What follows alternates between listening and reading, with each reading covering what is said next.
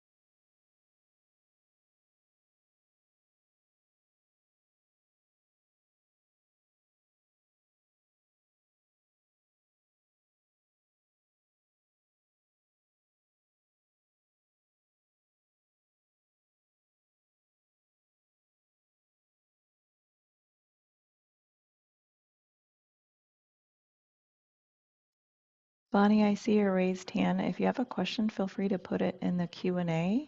The chat is not open for this webinar, but you can put it in the Q&A. We're going to get started in just a few minutes. I'm giving some time for folks to join.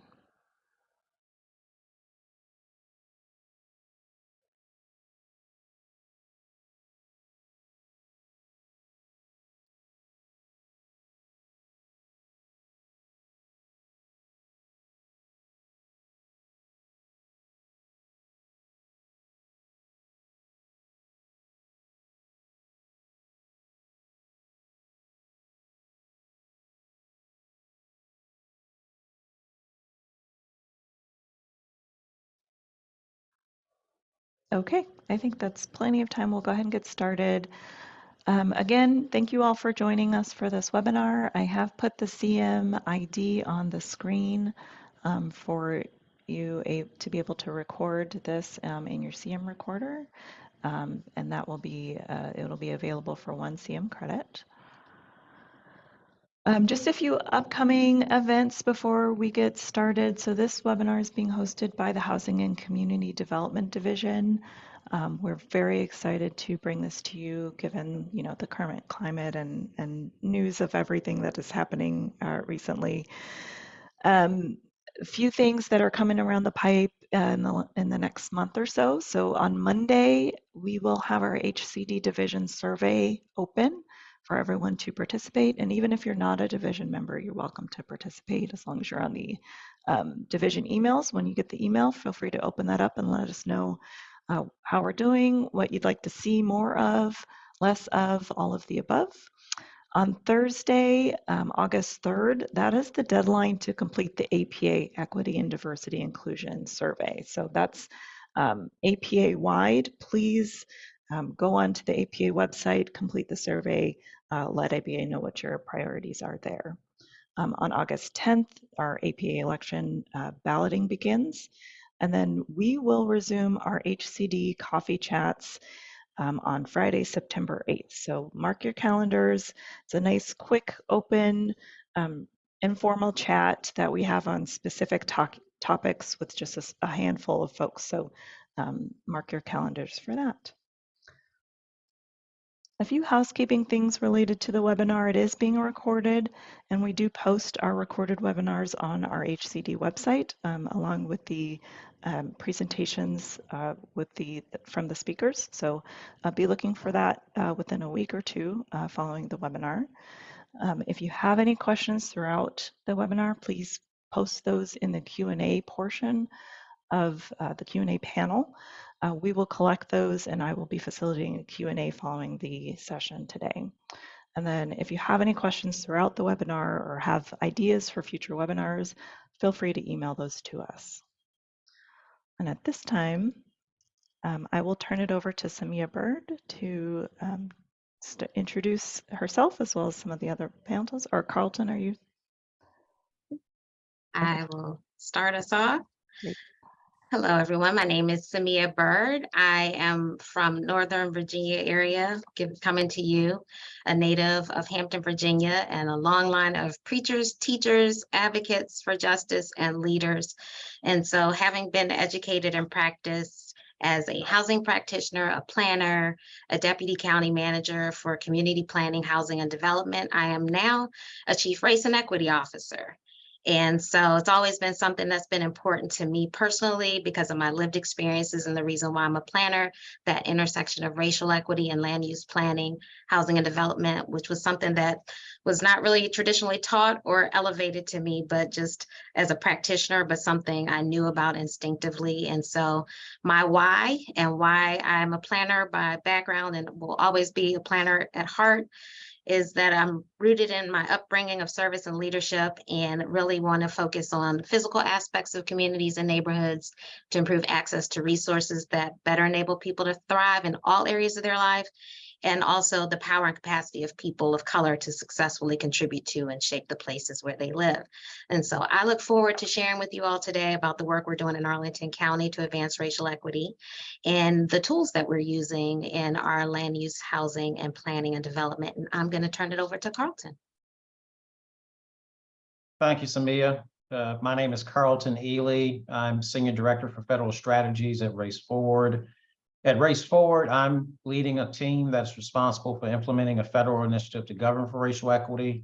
I'm also an urban planner. I attended the University of Iowa and studied there and graduated in 1998. I'm from North Carolina, but currently I'm based in Richmond, Virginia. And I will pass the baton to Ryan. Good afternoon, Ryan Curren. I am Director of Housing, Land, and Development at Race Forward. I am coming to you from Portland, Oregon today, but I'm a Seattle kid through and through, and this is where I started off my career as well in affordable housing policy and finance and development around light rail and doing some of the neighborhood planning and anti-displacement and kind of gentrification strategies around light rail in Southeast Seattle. And then I've been in Portland doing community planning work, kind of area planning work, also around future light rail. So that's some of my intersectional approach to this work. And look forward to kind of sharing some of the concepts and tools that we use at Race Forward applied to a housing, land, and development context. So next slide, please. Did you want to do the poll? Please, yeah. Who is in the room? Correct. Yeah, let's do a quick poll of who is our audience. So take a minute. So the poll is open. We'll give you a minute or so to complete the two questions, kind of what area of planning are you working in, and then what area of the country do you practice?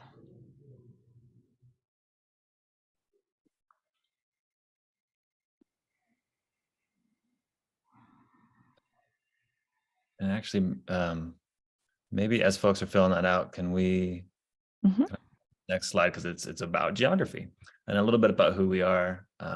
So Race Forward is a 40-year-old organization working toward a just multiracial democracy in a couple different strategies. And one of our biggest is institutional change. And so our program, the Government Alliance on Race and Equity, is a membership network. So you can see members throughout the nation. There's over 460 local cities, counties, and regional governments who are committed to advancing racial equity and advancing opportunities for all. And we spend a lot of time with our members developing tools and putting that theory into action. So some of you all may see your jurisdiction if you squint in this map. If you are a GARE member, you have access to many free resources, a online community to share information and network. Specifically, there's a sub-network for housing, affordable housing and land use practitioners. We have a housing, land, and development toolbox. We also have a racial equity toolkit guide that can be applied to any subject matter. And then there's a monthly gathering of folks in housing and planning agencies. And so you all are invited to join those. We have various program options that are kind of peer-led, right? From the field and for the field. And I did close the poll, so you should be able to see the results. And it looks like a lot of you are in government. Mm-hmm. And throughout the United States. So a good distribution geographically, and unsurprisingly, given the strong role of government in planning, a fair bit of 64% from a government or municipal planning agency. So this is a relevant, you are in the right place. So some of the objectives for today, next slide, is just to get planners, y'all a better understanding of your role and obligation in advancing racial equity, and introduce you to some racial equity terms and a tool that we use that surfaces considerations of race in planning practice. And then we hope that this all equips you and encourages you to take action, to maybe even pick a project, pick a plan, pick an opportunity to apply some of these this tool to your work. So some basic level setting that we wanted to get into, just some terms that we use and that we find helpful for jurisdictions to use as they're adopting their own commitment to racial equity. The biggest one is racial equity itself. So next slide is our definition, our working definition. We talk about racial equity as closing racial disparity gaps so that race does not predict one's success, while also improving outcomes for all. Right? That's a big pairing that we really feel strongly about and have seen done well.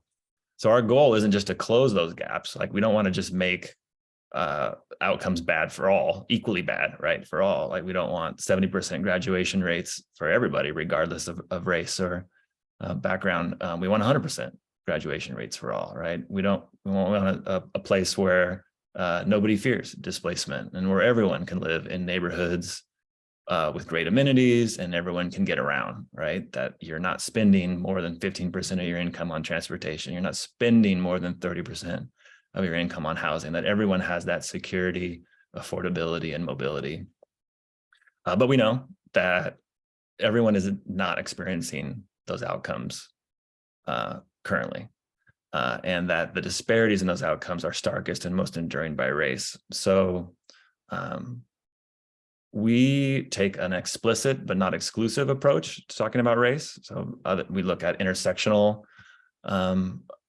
strategies that look at income with race, disability with race, gender with race, like all these different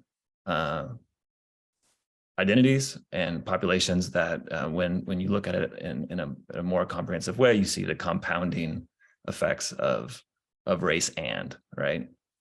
We take a systemic approach to this.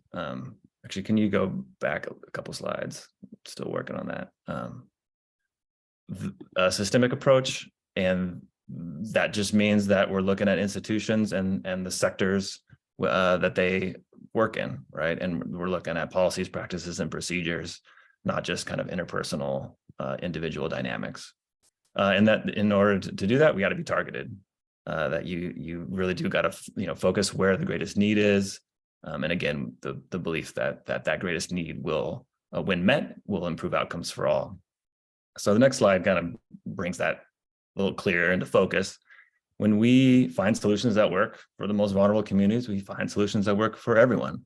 The ADA, American Disability Act, is a good example when it required curb cuts for wheelchairs. That this benefited parents with strollers, elders, runners, bikers, people with luggage, like everyone benefited from this targeted improvement.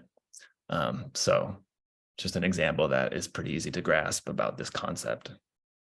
The next slide is looking at how those solutions that we prioritize and hopefully make institutional priorities, government priorities, are those that are grounded in and emerge from the experience of communities of color, that these are the experts. They have the solutions and understand the landscape to implement them, and maybe in our best position to implement. They also are then advocates for the work and can be accountability partners as our plans go from concept to implementation. Here's an example of a coalition in Chicago that helped to draft the city's equitable TOD policy, and they're a good mix of kind of grassroots, grass tops, technical experts, but also community leaders and organizers, and we're a big part of the city's TOD policy. So lastly, just wanted to put some definitions in the room about kind of different levels of racism.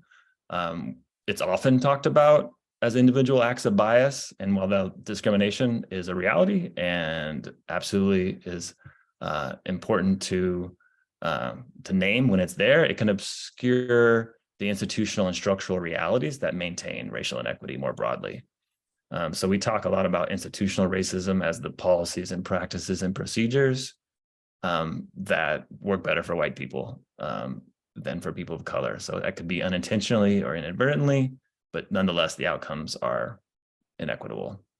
And the structural piece is that history and current reality of institutional racism across all institutions, right? So how does actually, I'll talk about it in the next slide, like how do different institutions intersect to create inequities.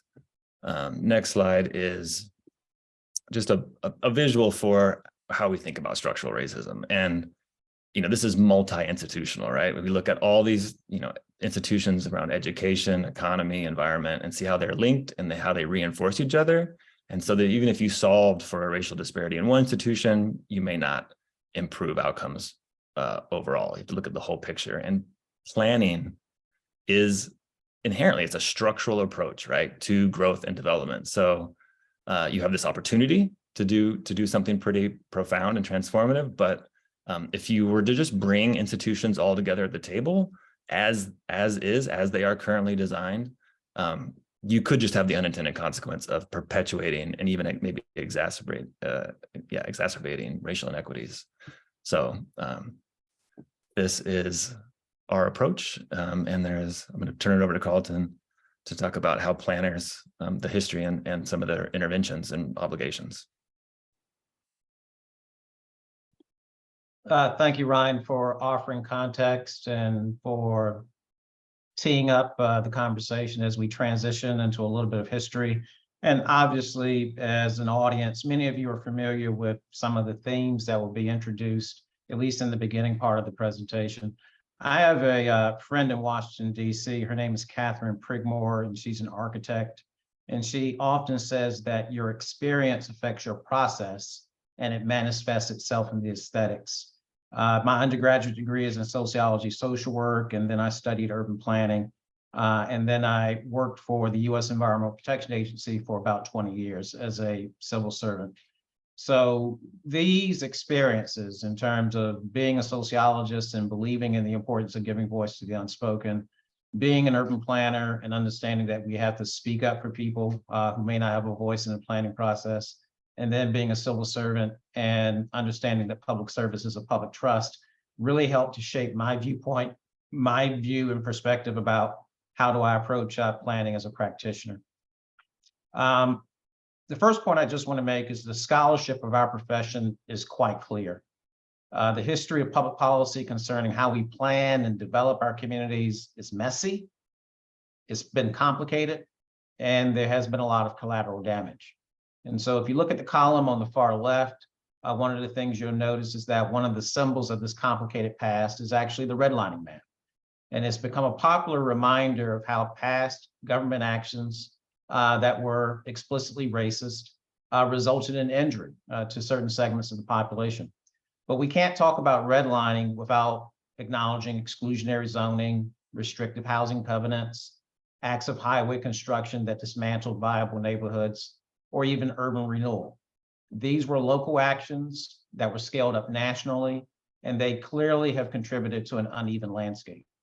If you look at the middle column, it's important to note that there are also approaches to governance and public administration that have focused on essentially adopting a neutral position, but tolerating systems that generate outcomes that are unequal. One textbook example of perpetuating inequity in a manner that is implicit could be sustainability practices that focus on the environment and the economy while treating equity as an afterthought. And it's worth noting that the International City-County Management Association has said that planning at its best takes into account the social implications of land use and economic development decisions. And so by making this statement, ICMA has offered a timeless reminder that the means to achieving our goals is just as important as the end. At this time, and this is represented by the column on the far right, it appears that many urban planners, persons who work in adjacent disciplines are coming to the realization that we can't do the same thing and expect a different result. Racial equity is not a distraction from the solution. Instead, it is actually central to the comprehensive solution.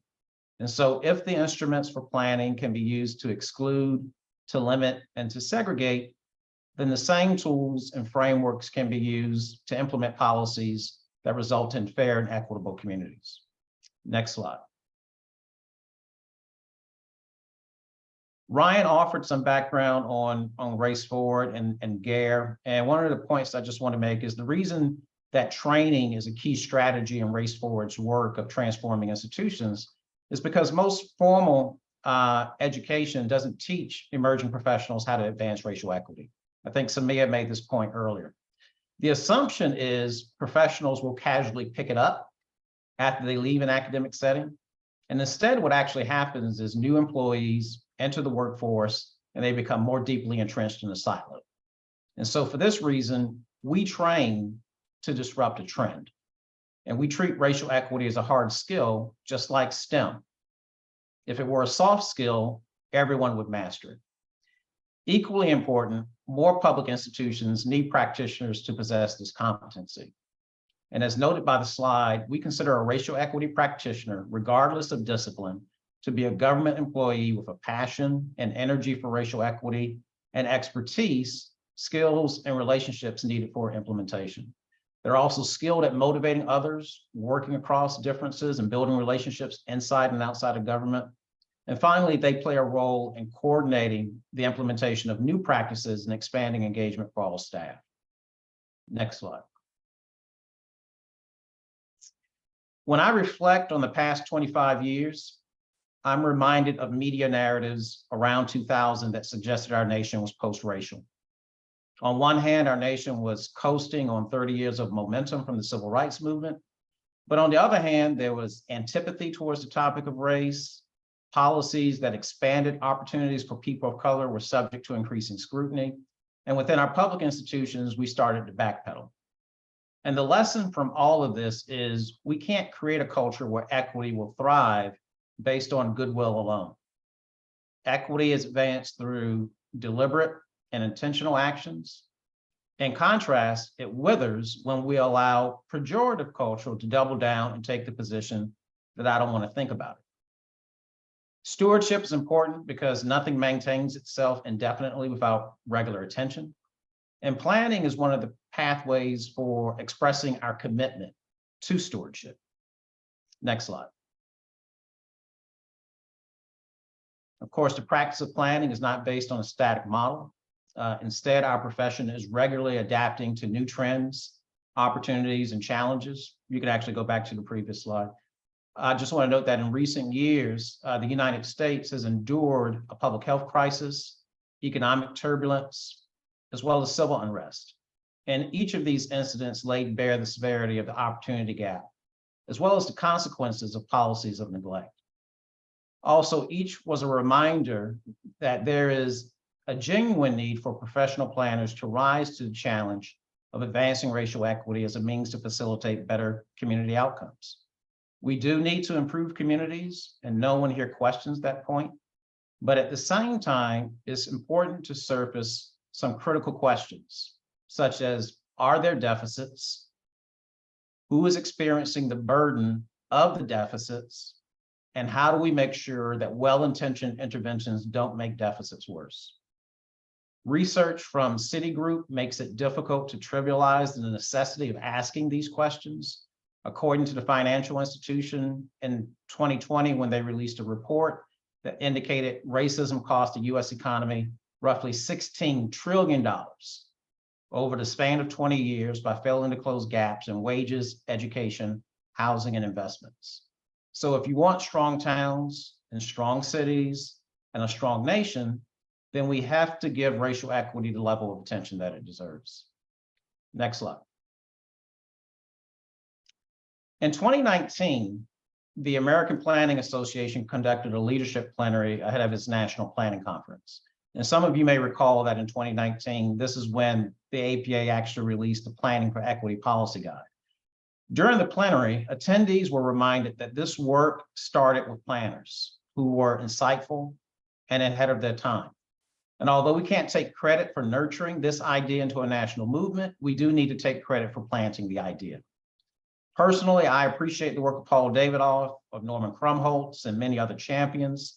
As trailblazers, they didn't take the position that a season of focusing on equity will pass. Instead, they understood they anticipated that focusing on racial equity really would be the new normal for planning practitioners. And because of their efforts, we actually have 58 years of institutional knowledge to build on. Paul Davidoff actually wrote the earliest scholarship on this topic during the heart of the civil rights movement. Of course, in 1965, our nation was having the same conversations that we're having today, such as how to create a healthy multiracial democracy and how to govern for all. And so this work has gone through false starts over the years, but it actually has staying power over that span of 58 years. And so for this reason, I'm optimistic. And it's also worth noting that the tools for encouraging racial equity have actually caught up with the aspiration for racial equity. And so I've seen that difference within the span of the past 25 years since leaving graduate school. Next slide. We don't talk enough about the topic of ethics, but I just want to note that ethics inform the responsibilities of practitioners in relationship to the public. As you know, ethics are more than just nice words on a page. They really represent the core values of our profession that are informed by decades of institutional knowledge. And so if you strive to live your values, then ethics may even represent the promise that you keep to yourself as a practitioner.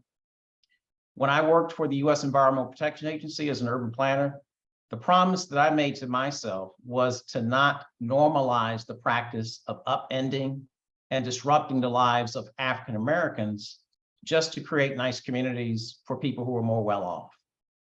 Another promise I made to myself was not to make false choices because this actually leads to malpractice. And I took that level of urgency when it came to serving as a planner at the federal level. I made that promise in 1998. By 2005, I was managing a portfolio on the topic of equitable development at the EPA. By 2013, I was the first urban planner hired to work in EPA's Office of Environmental Justice. And then by 2018, I was asked to chair the American Planning Association Social Equity Task Force. So ethics really is important. And one final point that I just want to make is the fact that it's important to have a personal compass and to make sure that that compass is pointing north. Next slide. Ryan spoke a little bit about power. I want to drill into that right now. It's important to note that all staff who work within an office or within a department have some form of formal or discretionary power based on their positions. And it's important to note that advancing equity really requires understanding two basic truths, really at the personal level. First, it starts with each of us individually. Institutions are made up of people, and people need to understand the power of their own personal agency based on the questions that they ask, the issues that they pay attention to, and where they may direct their discretionary resources. And secondly, it's important to note that equity is a choice before it is an act. One important choice is understanding that centering equity is not in conflict with your responsibilities as a public servant. Some courts, some legislatures, and even people within departments are now trying to limit that choice. As a member of Congress, John Lewis understood this tension. He spent the latter years of his life reminding people who were committed to public service that they have positional power and organizational power. And he often did this by talking about good trouble. And so John Lewis understood the harm of unjust laws, policies, and court decisions because he grew up in the South. He didn't want Americans waiting for the next drum major for justice. Instead, he wanted every American to lean into their power to be a drum major. And so the next step that's important to note is to understand your role. And although this may start with basically looking at your job title and looking at the description that may be associated with your position, but it's worth noting that a racial equity practitioner may take on a lot of tasks that actually have influence over work that's well beyond their immediate job title. And so the prerequisites for influencing a system isn't one's management status or having a budget. Instead, you can help an institution to actually reset its boundaries by changing the way that you manage your projects. For example, what conferences do you attend, and can you introduce racial equity as a theme for a session? Or can you make equity a requirement within the grants or cooperative agreements that you manage? Or can you center equity in your community technical assistance projects? Or you may even want to consider whether or not there are allied professional associations that you can work with because of the fact that you have shared values. Over the span of my career, I've worked with the Planning and the Black Community Division of the American Planning Association, as well as the National Organization of Minority Architects. And finally, you can examine what influence you have on the rules and the structures that actually govern how people operate within your system. Next slide. As I wrap up, I just want to note that Alan Altshuler of Harvard University's Graduate School of Design said that no planner will be able to consider his education complete until he's dealt with the dilemmas that Norman Krumholtz faced. And this statement is featured in a book entitled Making Equity Planning Work. And so because racial equity is the unfinished business of the planning profession, it's important to acknowledge the competencies that will help practitioners to be successful. Some of those competencies are on this slide. This list is not all inclusive, but we share it for your benefit so that you will have a sense in terms of the type of skills, competencies that we really need to sharpen in order to build the level of muscle memory that will help us to be effective as practitioners. Next slide. And then the last point I just want to make is really the fact that one of the things that keeps me up at night as a practitioner is thinking about how we may bequeath a problem to the next generation when we actually have the tools to fix it now. So I just want to note that we inherited this work from the generation that preceded us. And as a result, it's important that we all do our part in order to alleviate the burden for the next generation. And so if you do want to think more critically about how to advance racial equity through the planning process, here are some reflective questions for your consideration. These questions only represent a starting point so that you can do your own diagnostic as a practitioner. And with that, I'll pass the baton back to Ryan.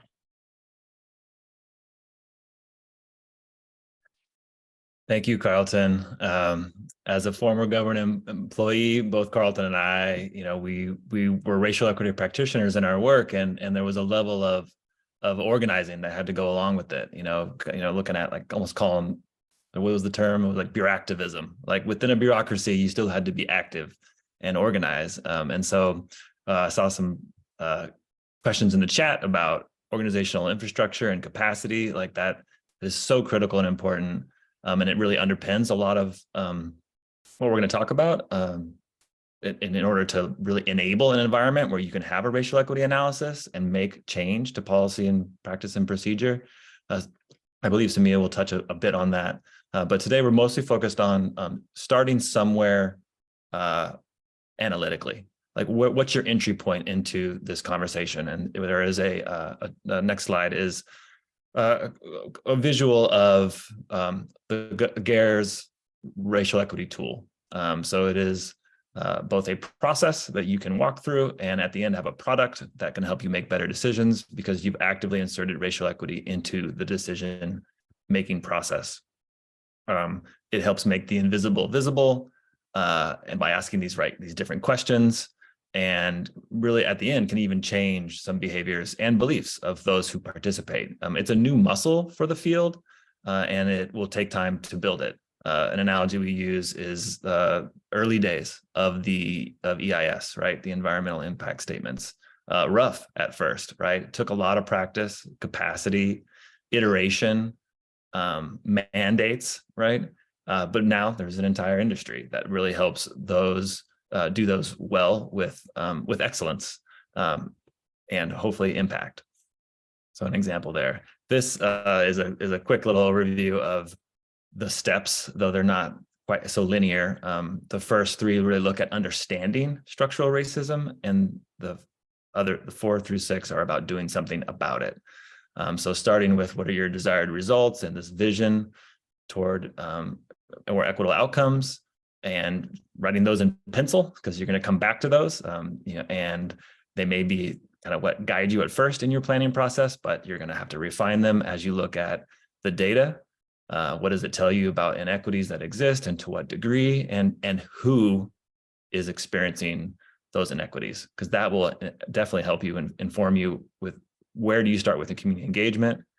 So important to engage those most impacted by structural inequities and understand why those inequities exist and understand the context better so that you can then develop strategies and hopefully co-create those based on the data and community engagement. And so those strategies should mitigate unintended consequences when there is a benefit to be gained, really enhancing those benefits equitably and minimizing any burdens. And then looking at implementation, not just like how does this get done in implementation so your plan just doesn't sit on a shelf, but that the strategy for implementation includes the leadership of impacted people leading the way. Communities of color have a leadership role in implementation, and it goes back to accountability and keeping attention and focus on your work, right? That's part of the reason why plans do sit on the shelf, right? Is lack of attention and leadership. And then communications and accountability is part of that implementation, right? Talking about your progress or lack of progress, and whether being honest about the barriers to them, if there are, and staying accountable to those results and the organizational outcomes that have been committed. Last slide for me, I'll pass it to Samia, is just the central question that like really gets at the heart of our toolkit, which is, who benefits and who is burdened by the decision. And that who part is so critical to disaggregate by race and to be honest about the burdens, because we oftentimes in plans just want to talk about this beautiful future and all the benefits that come to it, but don't talk about who is going to be in that future and if there are any unintended consequences and being mindful of those. And I'll pass it to Samia to share all the good work in Arlington. Thank you. So I'm going to build on a lot of what Carlton and Ryan shared as foundations from GEAR and Race Forward that we have been using in Arlington County to effectuate our vision, mission, and goals for advancing racial equity. And you'll hear how these tools were and are being used by practitioners really to think about decades of systemic inequities being perpetuated through land use policies, plans, and regulations. And the reference that I'll make throughout my discussion will be to missing middle housing study, which resulted in general land use plan and zoning ordinance amendments adopted as our expanded housing option development earlier this year, and really focusing a little bit on that as somewhat of the example. So realizing Arlington's commitment to equity, which the acronym is RACE, is the county strategic framework, which you see here, our vision, where we really want all to be valued, educated, healthy, and safe regardless of race. And our mission statement, you'll see there for RACE, does focus on disparities and understanding them in all domains of our work. And this is internal and external to the organization. And then our goals are represented in the outer circle and our framework, for our framework. And with this is really modeled after Gere's theory of change, which is to normalize, organize, operationalize, and we added assess to ours. And then center to that is something that Ryan was just speaking to, is our framework for our racial equity lens. And our lens is really 5 questions. It's asking who benefits, who's burdened, who's missing, how do we know, and then what do we do so that we can be action oriented? And at the center of all of those questions, really understanding the why. Next slide, please. And so our racial equity lens and any work that we talk about around racial equity has to be rooted and grounded in guiding principles, plans, and policies. For us, this is really in September 2019, our county board adopted an equity resolution, and they defined equity pretty clearly as all populations having access to community conditions and opportunities needed to reach their full potential and experience optimal well-being. And it really became a statement of values and set forth expectations on how we will apply them. And it included, among other things, some very specific actions, such as establishing a vocabulary so that we all have shared understanding and terminology around equity in the government and the community, continuing our dialogue about race and equity so that we can engage in conversations and education around disparities, collaborating on initiatives. So this is establishing new partnerships and building and strengthening existing ones, collecting and disaggregating data so that we can identify where disparities and gaps in our service and administration exist, assessing and analyzing whether our plans, programs, services, and policies and public engagement efforts exacerbate those disparities, and then developing a policy framework for an equitable approach to decision making. And that really is that equity lens. So when the missing middle housing effort kicked off in 2020, the resolution really became a framing reference of the board directed policy for the planning and housing team to operationalize racial equity. Further, the missing middle housing study really was rooted in an initiative called Housing Arlington, which was established the same year that that equity resolution was adopted. And it's an umbrella program that includes planning and implementation tools, housing policy, financial resources, and innovative local and regional public-private partnerships that are intended over time to give rise to new and ongoing efforts that will reach beyond our traditional policies and programs and generate some holistic housing solutions. And it's defined as really a cross-disciplinary proactive approach to reach an equitable, stable, adaptive community. So that word equity was built into there as well. In addition, the county's general land use plan and our affordable housing master plan are both elements of our county comprehensive plan, and they guide the vision for our land use as well as housing development, affordability, and supply. And they set out our values through stated visions and goals in those 2 disciplines. And then lastly, we like to think of another policy or grounding opportunity is our zoning ordinance, which is the mechanism to effectuate and implement these plans. It's the regulatory framework. So these all serve as the policy and planning documents that were foundational to our work in advancing racial equity through our missing middle housing study and our expanded housing option development, as you will hear. And so understand what your planning documents and tools are and what they include or don't include relevant to equity and racial equity, and particularly if and when there is a commitment from leadership that this is a priority and a stated value in all of the work across the jurisdiction or the organization. Next slide, please. So work by planners to advance racial equity in our jurisdiction should be based on and has been based on understanding the contextual environment in which you plan and develop. Why are the land use patterns the way they are? What might be the implications of things like redlining, restrictive covenants, exclusionary zoning, housing land use policy and practices in your jurisdiction? The implications of the past are usually present today and form the basis for why and how we do what we do. And so to disrupt systems and patterns that impact how we create and develop spaces and places for people going forward, we really need to know what we're building on and planning from. So in the county is developing a racial history timeline across disciplines. And we have 3 complete to date, with history from 1930 to 1945, 1946 to 1960, 1961 to 1975, and under development is 1976 to 1990. And our timelines focus on the racial and ethnic history and culture of our county in the areas of housing, land use and planning, transportation, parks and recreation, education, government, public safety, and more. And it's being designed to cover history from when Arlington County was ceded from Alexandria in 1846 to the present. And we plan for the timeline to be iterative and include oral histories and research pre-1846 as well. More than history that informs and educates, our expectation is that all staff engage with the timeline as a tool in doing their work.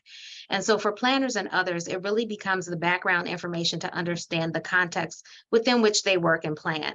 So our expanded housing option development was rooted and grounded in historical research. In late 2019, the planning and housing staff researched policies and practices and the inventory of existing missing middle housing to understand the county's current development pattern and supply. They developed a research compendium with a series of briefs that focused on such things like the housing market itself, existing housing choices, the county's land use policy and zoning. Supplemental resources included the history of residential development planning and zoning in the county, which was prepared in conjunction with one of the local universities. Staff reviewed numerous resources and presented information on that through the course of the study.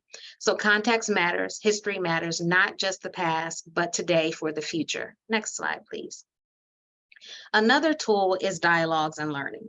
So this is considered normalizing, and it never stops. It is necessary and important that within an organization, everyone doing the work does so with that shared understanding and terminology. And we can't skip or discount the need to actively have conversations about race, as this is also doing the work, because talking is an action. As an organization, we've developed a series of learning modules required of all employees on racial equity. We've completed cohort training with a consultant. We've created regular opportunities for dialogues through use of conversation guides and toolkits to ground all staff in the why. In addition, we have community partners and community dialogues on race and equity to facilitate conversations on privilege, bias, and equity. And so for the planning and housing staff to responsibly apply the racial equity lens to the missing middle housing, they needed to be well equipped to do that work through engaging in conversations and learning. They understood why it was important and actively participated in normalizing through training and education. This was and is foundational. They are also active within their department in implementing the county's framework in an organizational structure that includes having department equity teams that will develop racial equity action plans and strategic plans within their respective lines of business. So this prepared them for the extensive dialogues hosted across, with, and within the community at every stage and iteration of the work on the missing middle housing study. It became clear in these discussions the discomfort, the difference in perspectives, and therefore the need to continue to learn and have dialogue on missing middle housing as an opportunity to address and redress systemic inequities. So again, who benefits, who is burdened, who is missing.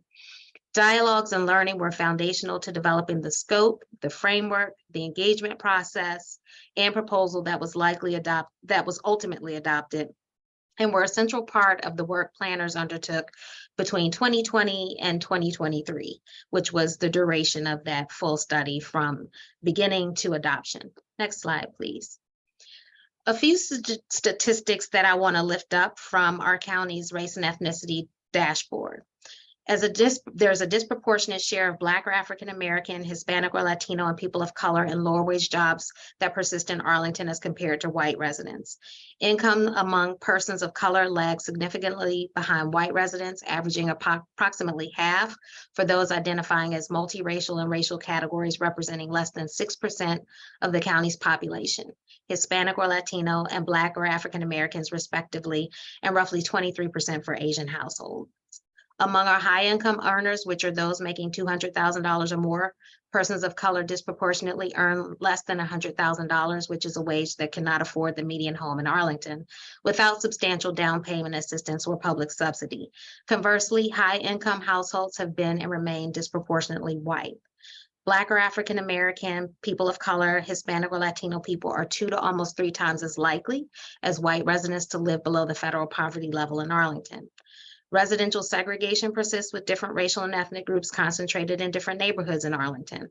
So for instance, in March 2023, or up until that time, 79% of all land zoned for residential development allowed only single family detached housing as a matter of right. And areas of Arlington zoned primarily for single family detached housing typically overlap with our census tracts where at least 70% of the population is white. Black or African American, Hispanic or Latino, and people of color are much more likely than white residents to rent in Arlington.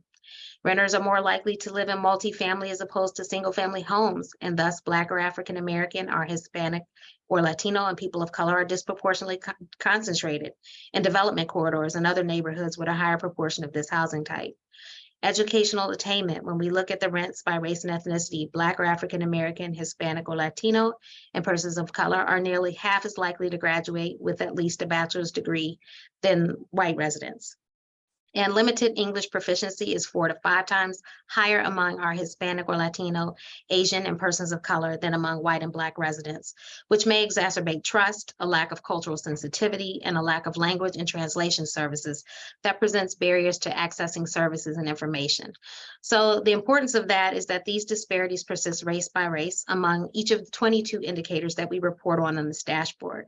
The dashboard is updated annually with American Community Survey data, and it was really created as a function of my role needing to understand the demographic context and the state of BIPOC people in Arlington and existing disparities. And we continue to evolve and expand it and will form the basis of indicators and data points against which we can benchmark and track outcomes in the areas of housing, education, health, safety and justice, our built and natural environment, and the economy. And we also developed a census demographic dashboard that has a companion tool that as a companion tool provides the demographic data at smaller geographies.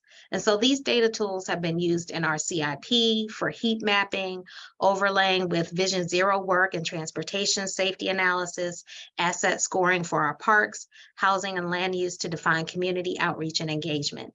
And so having data and understanding demographics and the geospatial implication is important to planning, land use, and development. And in our missing middle housing study, our data was a key part of the analysis to understand existing conditions and also policy decisions to achieve this stated vision and goal. So it was critical to answering the questions of how do we know and what do we do in the application of our racial equity lens. Next slide. Our equity lens process guide is what we developed to assist employees in the decision-making process. And it really is a series of questions to get to the answers or think about the equity lens of benefits, burdens, impacts, and develop those mitigation strategies. It was used by the planning and housing teams as the basis for the equity analysis for the missing middle study when they presented the final proposal for a general land use planning zoning ordinance text amendment to our board for consideration. And for the county, it was the primary means by which staff will operationalize racial equity in their work. And so it's somewhat still of a pilot. It is intended for use and application throughout the entire life cycle of work.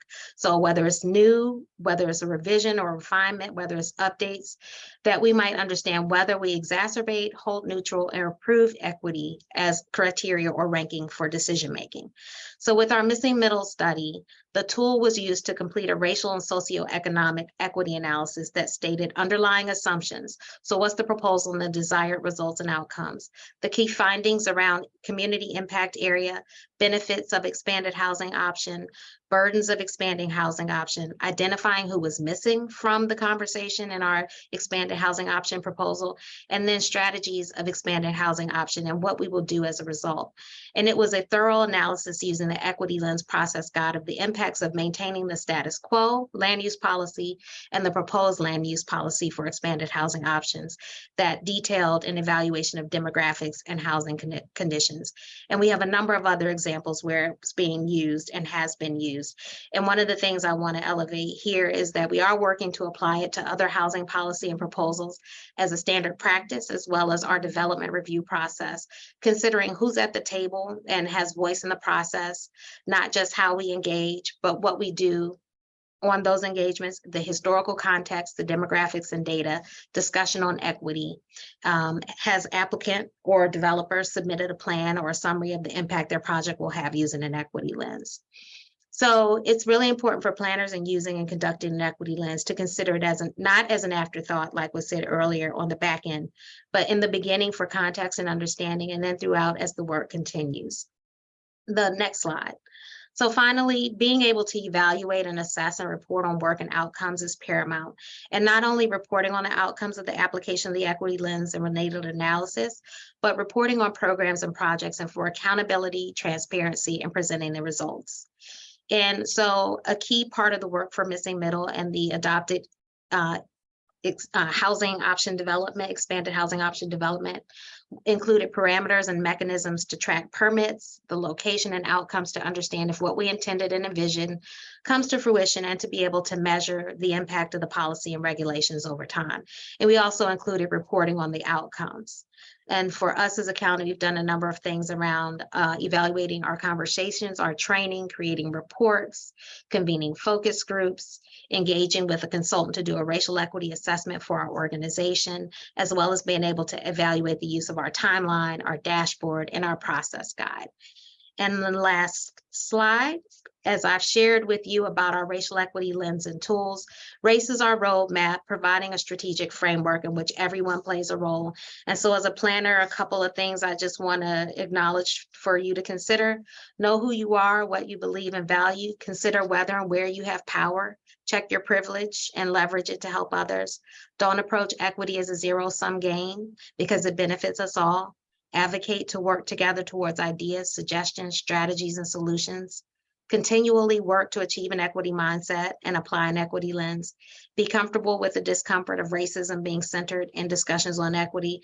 And lastly, understand this is an ongoing and iterative process that takes time. So moving forward with grace for yourself and others and humility is really important. And as planners, we should not just plan buildings and create places for communities for people. If we don't really know and understand who those people are, then we're kind of missing the point of what we're doing. So we need to center people's experiences in creating places and regulating land. For decades, we regulated land uses based on biases and beliefs about people, using tools like zoning and covenants, and land use plans and regulations to segregate, not invest, limit access, and create barriers. And now we do the opposite. And so if you don't remember anything else I said, who benefits, who's burdened, who's missing, how do we know, and what do we do? If we're intentional about inserting racial equity into our thoughts and decision-making processes and work as planners such that we don't just ask those questions, but embody them, then we will achieve ultimate success in our institutions. So it's equity in all plans and policies, but equity on all minds. And I think I'm handing it back to Ryan. Rachel, are we doing Q&A? Yeah, like 2 minutes.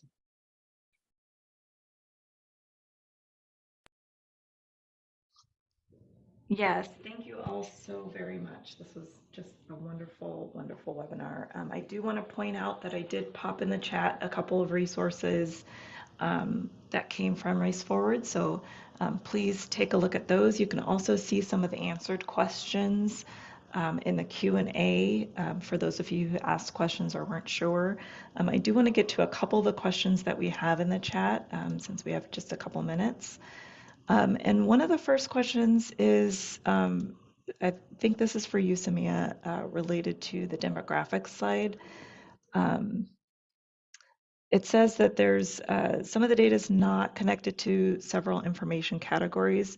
Can you talk about how you determined what to display on that board?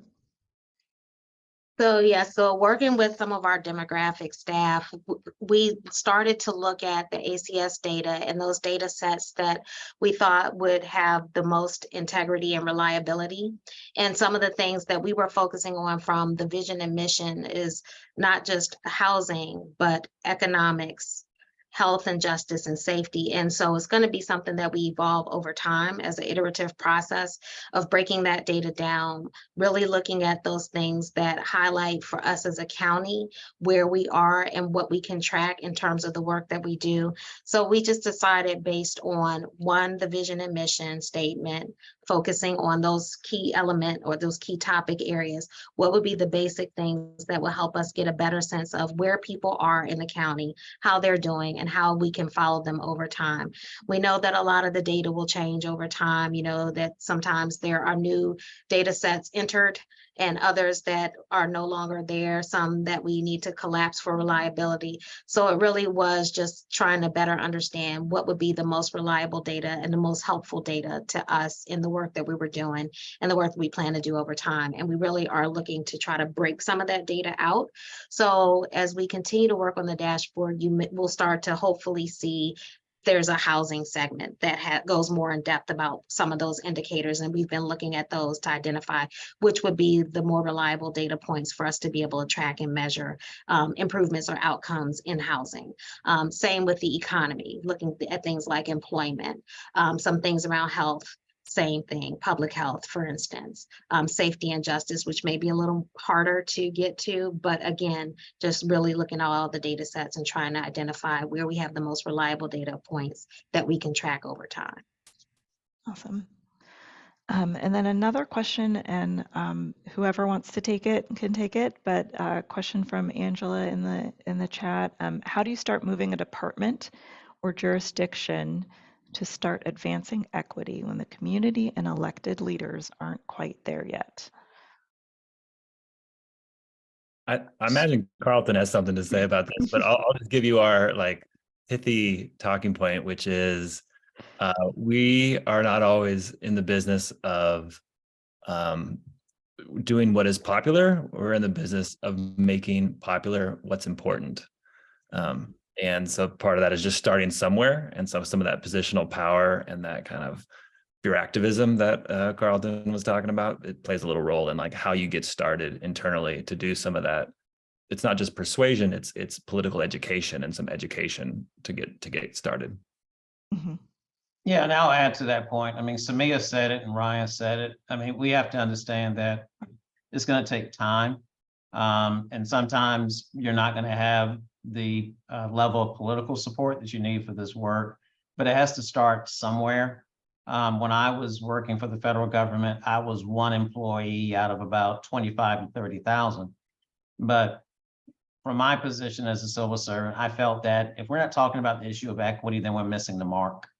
And so for me, it was important to make sure that we figure out how to build the right vocabulary, figure out, how do we identify the right cases, even document those stories for the benefit of educating peers so that they understand that this isn't abstract, it's not theoretical, it's not wishful thinking. There's tangible evidence of people who are actually doing the right thing. So it's going to take time, and you have to be aware of that from the start. But in the end, it's really about your persistence. And also understanding it's not just your responsibility. You have to build relationships with others as well. But if you go into these type of experiences, understanding the fact that it's going to take a little bit of work, you're not going to experience as much disappointment. And then also you probably won't position yourself to get burnt out. But be prepared for the fact that this isn't going to be a sprint. It's going to be a marathon.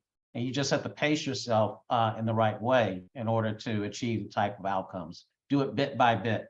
Don't try to change it all in one instance. Right. And just a reminder, the PowerPoint and recording will be available on our website in a week. There's a lot of questions, a lot of people asking for a copy of the PowerPoint, so that will be available for everyone. Last question, and then we will close the webinar out. This is directed to Samia. Can you elaborate on the results of the missing middle housing study and how those were influenced by the racial equity work? So in March of this year, the county board adopted for missing middle, it's actually now titled Expanded Housing Option Development. It's a by right development that is permitted in our single family districts, our R5 through R20 districts, that would permit buildings from 2 to 6 units on sites that meet the minimum site area requirements in those districts, with a number of other things, but anywhere from 2 up to 6 units in single family zone districts where previously they were not permitted. And the other thing that I want to mention is that there was an annual cap put on the development, so limiting an annual number of permits per year based on the zoning district. And so I can we can share a link to the website that has the full details of what was approved and adopted. But how was it influenced? It's interesting because that topic of racial equity, when we started the work, we were, in the study, just looking at the scoping and everything, we were focused a lot on housing choice and housing type. And we weren't having a lot of strong conversations about the role of racial equity. But as we continue to do our studies and do the analysis and continue to further our work as a county on racial equity, it became pretty central. And so I think it had a very strong influence on the work throughout the process, the outcome, to the point where even the equity analysis that was done, it wasn't just the zoning ordinance that was amended, it was our general land use plan that was also amended, and the vision for that. And our general land use plan that was initially established in 1961, and as we developed over time and developed, if people know and understand a little bit more about Arlington's development patterns, we have development corridors, transit-oriented development corridors. And so as part of our growth over time, the strategy for land use was that we would conserve all of our single-family zoning districts for just that purpose, and that most of our higher density development would be around our transit-oriented development corridors. And this was a function of the development of metro in the region. And so Arlington has a very strong transit development presence throughout the corridors.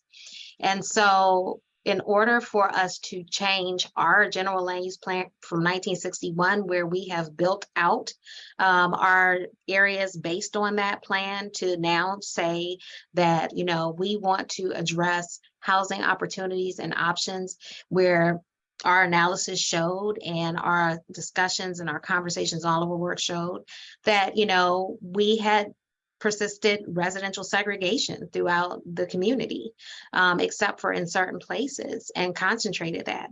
That was a huge influence for us to get to the point of, unanimous approval by our county board to change the general land use plan and set a new vision for what we anticipate is development for housing opportunities for people everywhere and throughout the county. So I would say it had a very big influence on the outcome of the work. And for the community as well. A lot of the discussion and public engagement in the latter part of the study were very much focused on, residential segregation, issues and concerns and disparities for our BIPOC residents and community as a result of our land use and zoning policies over generations. So. Awesome. Well, thank you all so much for a very enlightening webinar, and I'll make sure everything gets shared out to the attendees and those who didn't get to attend. And I will also make sure that they have your contact information in case they want to follow up with specific questions that didn't get answered today. Thank you everyone for attending, and have a wonderful day.